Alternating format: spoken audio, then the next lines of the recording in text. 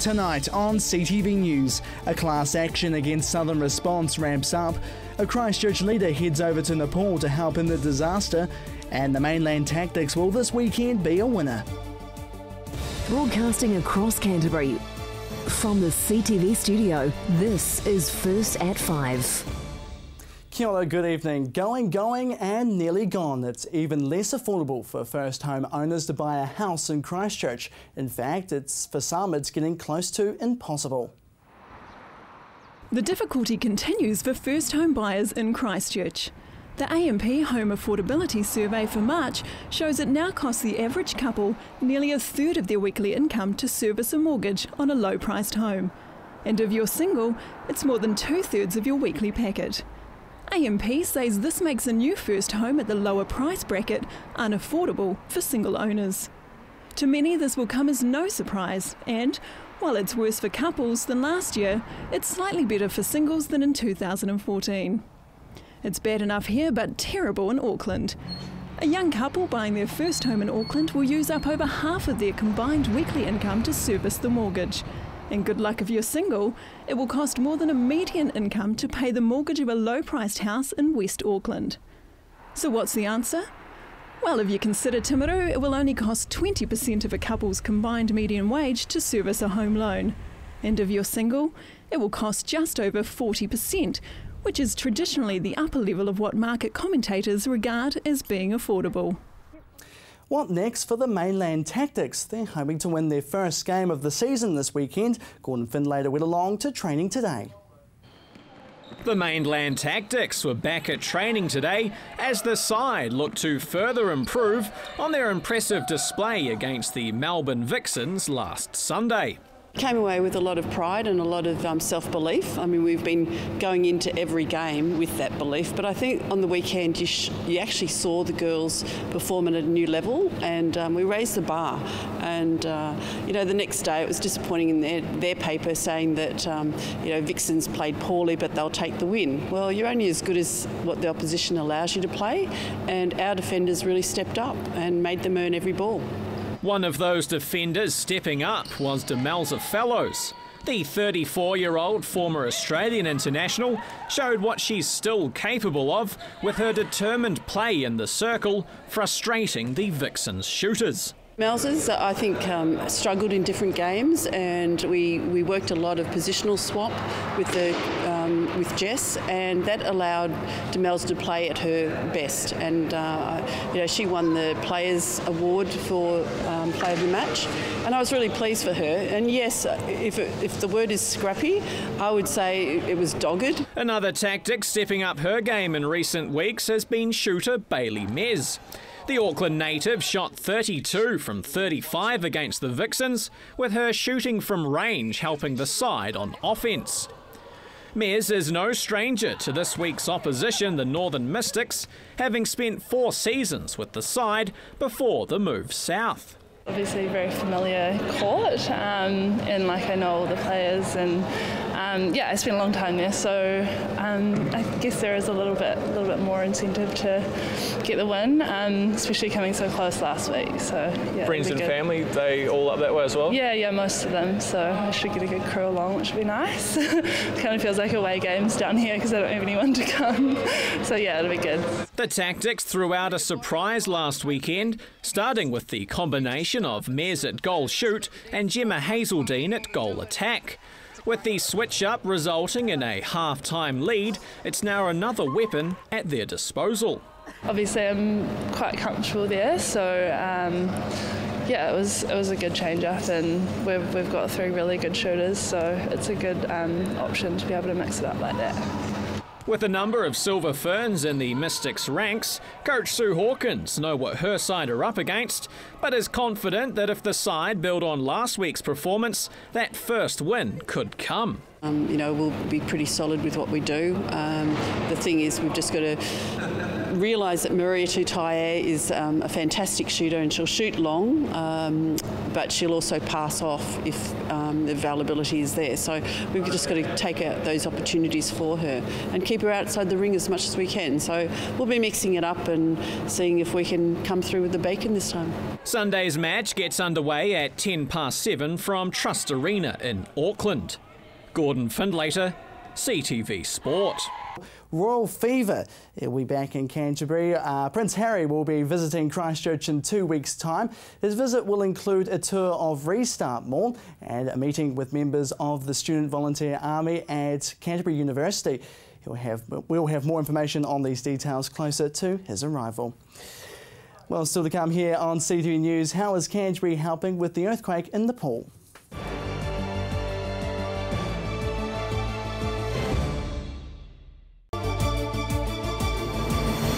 When you need to know what's happening in your region of Canterbury, join me, Chris Lynch, for CTV News First at 5, weeknights from 5, right here on your local channel, CTV.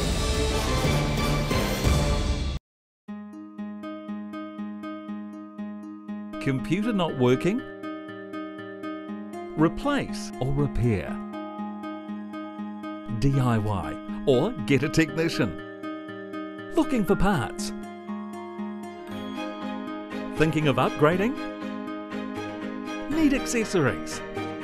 You've got questions, we've got answers. Global PC.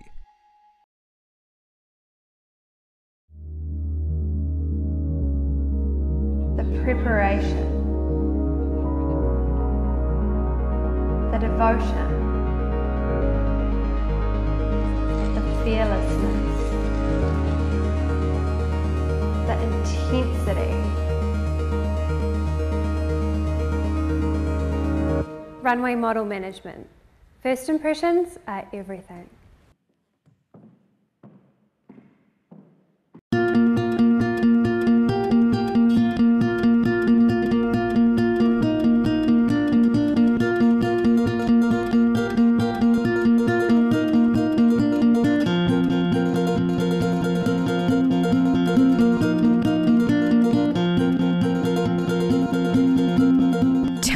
Made to measure interiors, made with care, made for you.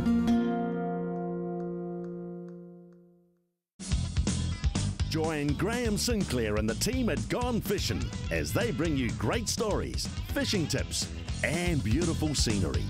Gone Fishing, Friday night at 8:30, right here on CTV.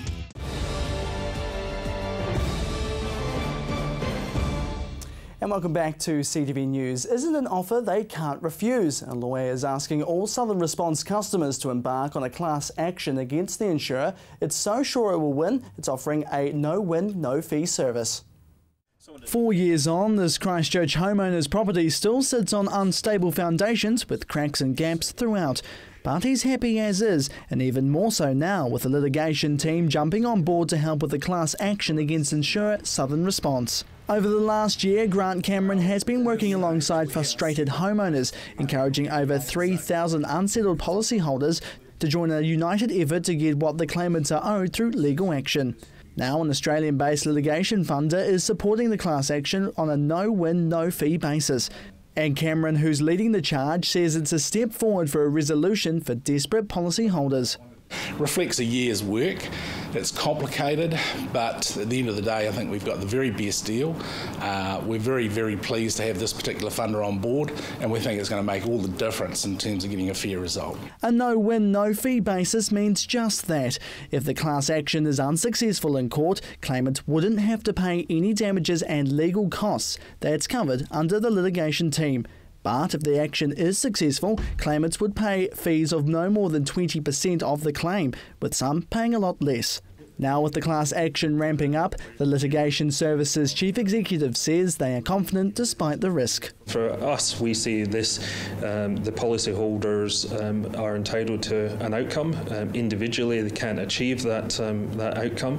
As a group, we believe that their voice should be heard, and we provide the ability for that voice to actually have some influence over Southern Response. Cameron says the insurer is only meeting 40 to 50% of the amount's claims, based on its own building reports, with many policyholders unable to conduct their own private engineer reports due to the high cost. And he says it shouldn't have come this far, with the insurance company settling claims at fair rates earlier. Basically, claims should have been made, the damage should have been assessed on the first occasion, perhaps with the assistance of expert reports where required, and repair or rebuild contracts should have been let straight away. Essentially, the domestic reconstruction could have been completed in 18 months to 2 years. Back in April 2011, AMI insurance customers were bailed out by the government, creating Southern Response, after the company suffered financial difficulty in meeting claims for the Canterbury earthquakes. Since then, many policyholders have accepted settlements on their homes, but a large number haven't, with Cameron Preston being one of them, who's now part of the class action against Southern Response. We're sort of now at the point where we're putting a stake in the ground and saying, look, we want to move on with our lives. We want our full entitlements, but we want it on our timeline rather than theirs. And although the action hasn't yet gone to court, Preston is quietly confident. In the full course of this action, there will be some very interesting things that will come to light that will be quite revealing for not just Southern Response customers, but for policy holders in the rest of Canterbury and New Zealand. Despite repeated attempts to contact Southern Response, the insurer would not comment or even answer the phone when CTV requested their side of the story. And while the class action could delay settlement for many who have been waiting years for their homes to be fixed, the outcome is looking better in the long run. More meetings will be held in the coming weeks for other policy holders to join the action. But for now, Preston says he's happy to wait in his broken home, knowing action won't happen overnight. However, he's willing to fight to the end. Jared McCulloch, CTV News. A young Christchurch leader flew to Nepal last night to assist in the urgent aid work there, following Saturday's devastating 7.8 earthquake that has so far killed over 4,000 people. Marcus Gibbs reports. Packing his bags for the journey ahead, Student Volunteer Army founder Sam Johnson getting ready to roll up his sleeves to help the people of Nepal. Your heart goes out to the people of Nepal, and it's a real honour to be able to go and serve there and help them. The magnitude 7.4 earthquake that struck the Himalayan nation over the weekend has left thousands of people dead and tens of thousands more in shock or without homes. Johnson flew to Nepal last night, following a call for help by the Nepalese Ministry of Youth. Sam Johnson says his team will be working with the Nepalese people on the ground, dealing directly with the affected communities. The rule number one is have no assumption, because we are our group of boys and girls flying in is we're there to help, but really our key thing is getting in sync and in touch with some local youth leaders. There are about 50 young people in Nepal who have been asking Sam's team for advice on what to do, along with a large international community that Johnson will be working with to set the volunteers up with knowledge on the best way to help. If you look up on Twitter, if you look up on Facebook, there's a number of them already underway. It's trying to give them some more experience and more lessons on how this might help. It could be as simple as delivering thousands of solar-powered lights to the areas that need them the most. Why can't we use a whole lot of young people to do it, similar to that's happened in Christchurch? Sam Johnson wants to help the people around him to take control of their recovery and the rebuild. It has to be the locals leading their own recovery, and we saw that in Christchurch. So success is just helping bridge that gap, sharing some knowledge, and hopefully being able to really hand out some supplies. This isn't the first disaster zone Sam has found himself in. He was one of the founders of the Student Volunteer Army and mobilised 11,000 young people to help with the Christchurch recovery. Since then, he's assisted in post-earthquake Japan back in 2011 and recently flew back from helping with the clean-up of Vanuatu. I feel I've got a bit of experience, but I again, can't make any assumptions and really got no idea what you're walking into. We go completely self-sufficient, so we can feed ourselves for the whole week that we're there, and with water filters and everything, because you don't want to rely at all on the locals. The University of Canterbury's Student Volunteer Army is also helping with the Nepal-New Zealand Friendship Society's fundraising efforts. So far, more than $20,000 has been raised, money that will go directly to those who need it the most. Marcus Gibbs, CTV News. And with me now is Jatinder Botara, President of the Nepal-New Zealand Friendship Society of Canterbury. It's an organisation which has direct links to the earthquake disaster in Nepal. Jatinder, thank you so much for joining me today. Thank you, Gerard, for the invitation. No worries at all. No worries at all. You're a seismic engineer, aren't you? Tell us what that actually is. Seismic engineering is basically, the work I do is I'm basically a structural and seismic engineer, but more focused and more specialized on seismic issues, building construction, how a building can be constructed, so and it has enough resilience to survive an earthquake. Right. So that's what I do, in summary. Yes. Okay. It's one of the worst earthquakes Nepal has seen in 80 years. Yeah. What's likely going to happen next? What's the next step? This is a disaster. This is a highly hazard zone seismically. Himalaya is one of the highly hazard zone in the world. Of course, this earthquake is struck, and of course there are casualties and death. Of course, the society will come back. It will bounce back over the time, because we had earthquake in 1934, which killed around 9,000 people. In that time, so it bounced back, because Nepali has that resilience to come back, and they will come back. And so you're very confident that, yes. that it's all good, they'll come back? Yes. What's the difference between the Nepal earthquake and obviously here in Canterbury we've experienced one too? What are some of the differences between the two? Canterbury is the major earthquake that caused major disaster here in Canterbury was February earthquake. That was 6.3 or 6.4 on magnitude on Richter scale. Whereas the current Nepal earthquake is around 7.8 on magnitude scale. So it is not only 1.4 times bigger earthquake. It's a hundreds of times bigger earthquake. So it's a massive earthquake. It's really a disastrous earthquake. So it's a very big in scale. So it has a very strong capacity, very strong to cause destruction, and maybe it may have felt maybe 1,000 kilometers or 800 kilometers. Right. Do you think more needs to be done regarding aid in Nepal at the moment? I think aid alone is not a solution to me, if you ask me. Yes, at this moment we need more support. It is not only aid money, but the heart is so, and how people can come back. For example, the time after 2 months' time, reconstruction has to start. People will start repairing their buildings and strengthening things. That time, New Zealand could be one of the very good resource, because New Zealand is one of the leading countries in seismic engineering. So that's when New Zealand can contribute a lot. And then there is a legacy. Building standards for Nepal were developed by support of New Zealand. So it is time to, and that could not be implemented that time fully as we thought, but it is now we can develop it as a case.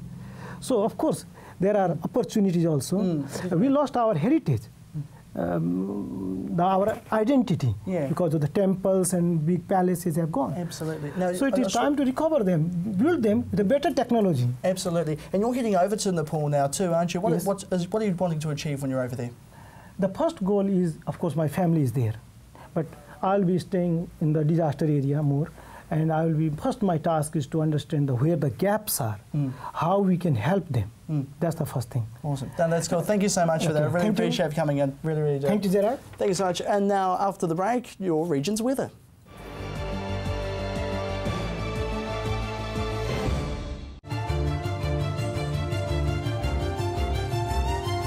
Hi, I'm Chris Lynch. Join me every Monday at 8:30 on CTV as we discuss the issues affecting you, your family, and everything to do with Canterbury. That's CTV 8:30 right here. Computer not working? Replace or repair? DIY or get a technician? Looking for parts? Thinking of upgrading? Need accessories? You've got questions, we've got answers. Global PC.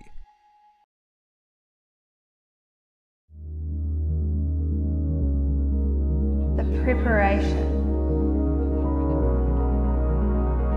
the devotion, the fearlessness, the intensity. Runway model management. First impressions are everything.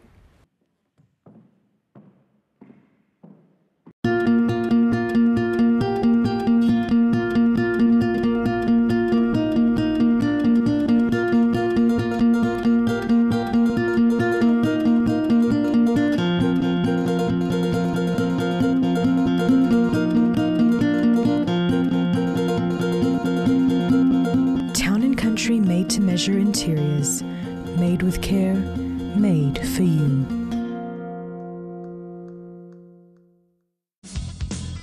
Join Graham Sinclair and the team at Gone Fishing as they bring you great stories, fishing tips, and beautiful scenery. Gone Fishing, Friday night at 8:30, right here on CTV.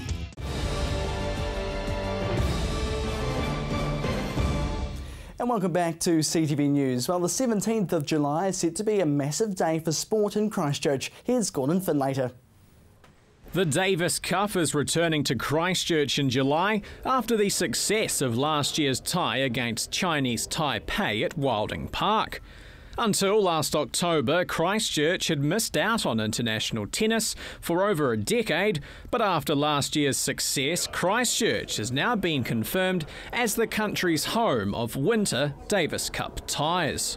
That's why we wanted to get into a routine of all winter ties will be played here in Christchurch, all summer ties played up in Auckland, so that the crowd, the people here in Christchurch will know that every time we get a home winter tie, they can come along and see Davis Cup. So hopefully over time we'll see those crowds get bigger and bigger. After defeating China in Auckland earlier this year, the side now take on India in the Asia-Oceania Group 1 second round, with a World Group playoff match awaiting the winner. With the prospect of a future tie against a major tennis nation, team captain Alistair Hunt knows how big a win could be for New Zealand tennis. Publicity-wise, it's just enormous, isn't it? You see how well the Heineken and the women's tournament go, over Christmas and how much publicity they get. So to get that here would be huge. So yeah, I think it'd be massive things for tennis. We've sort of had some struggles down in lower zones, a little bit, over the past couple of years, but it's one step at a time. We're one step closer this year, and obviously this is a tough tie to get through. But for these guys personally, I think it's be fantastic to play that qualifying World Group round. That's in September. For me, it's always, playing wise, we're always sort of hovering around that and challenging. So it was be nice to try and get back to that stage for sure. Hunt knows his side face a tough task against India, with one member of the Indian side a renowned name on the world stage. To have the calibre of the likes of Leander Paes coming out, and obviously even Bopan is 25 in the world, Leander's 23. Leander 8 Grand Slam titles, and I can't even count how many doubles titles he's actually won. So he's a true legend of the game, and to have him here in Christchurch is fantastic. Last year's tie against Chinese Taipei was put together on a short notice, but with extra planning time this time around, an even bigger crowd can be expected to cheer on the Kiwis. Putting on a Davis Cup tie is no small feat, so there need to be some pretty big modifications made to this facility for the tie. So, 2.5 months now we've got to put it on. I think in October we had 6 weeks for the Chinese Taipei tie. So it just means that we can get a lot more planning in and around what we do, how we're going to do it, let the public of Christchurch know that there's going to be some great tennis on in 2.5 months' time, and hopefully we'll fill the stadium. It's set to be a big weekend of sport for Christchurch, with the 3-day tie against India getting underway on Friday the 17th of July, the same date that the All Blacks take on Argentina at AMI Stadium. We are going to start the first matches at 11 o'clock on Friday morning, so we should be finished by kick-off time for the test, which means people can come here, watch some international tennis, and then go and watch the rugby. And then on Saturday we're going to start slightly earlier too, because on Saturday night we're going to hold the New Zealand Tennis Awards in Christchurch on the Saturday night as well. So it's going to be a huge weekend of international sport down here. Gordon Findlater, CTV Sport. And now it's time for your region's weather.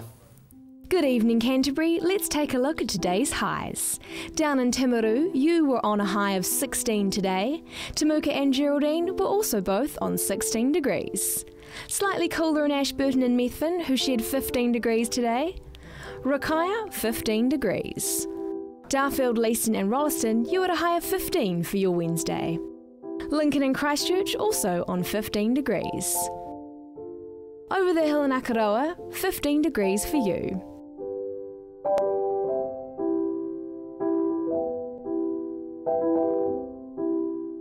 Looking north now to the Waimakariri area, Kaiapoi, Rangiora and Amberley all had 16 degrees. Taking a look further inland now, Culverden, Hamner Springs and Cheviot shared the region's high today with 17. Kaikoura received a high of 16 degrees for Wednesday. Let's take a look at tomorrow's weather now. Timaru, cloudy and cold for your Thursday with a brisk southwesterly breeze. Tonight's low 4 degrees, tomorrow's high 12.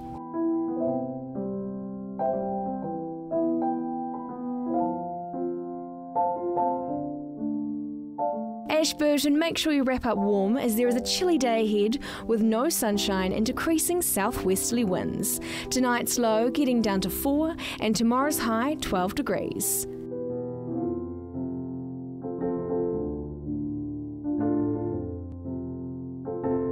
Let's take a look at the Garden City now.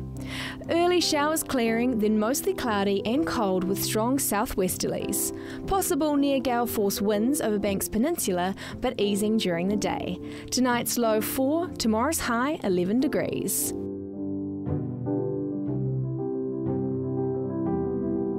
Up in Kaikoura, cloudy and cold for your Thursday with a brisk southwesterly breeze. Tonight's low getting down to 4, tomorrow's high 11 degrees.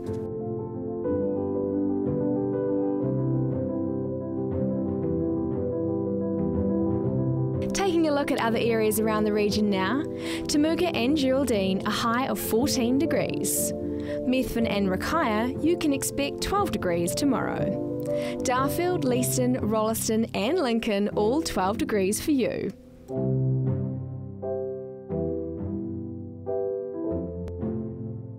Over in Akaroa, 12 degrees for your Thursday.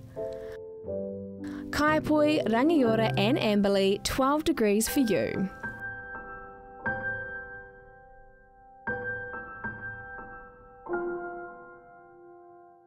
Culverden, Hamner Springs and Cheviot all on 13 degrees.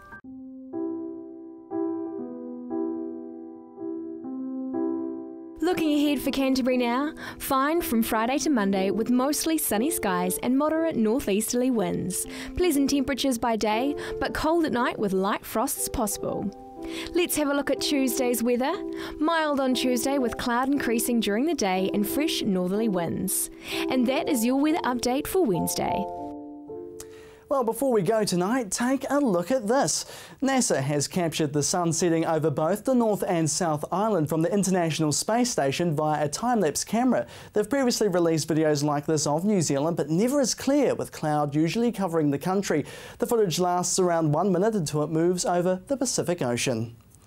It's absolutely stunning. And that is CTV News for Wednesday. Thanks so much for joining us. I'm Jared McCulloch. Good evening.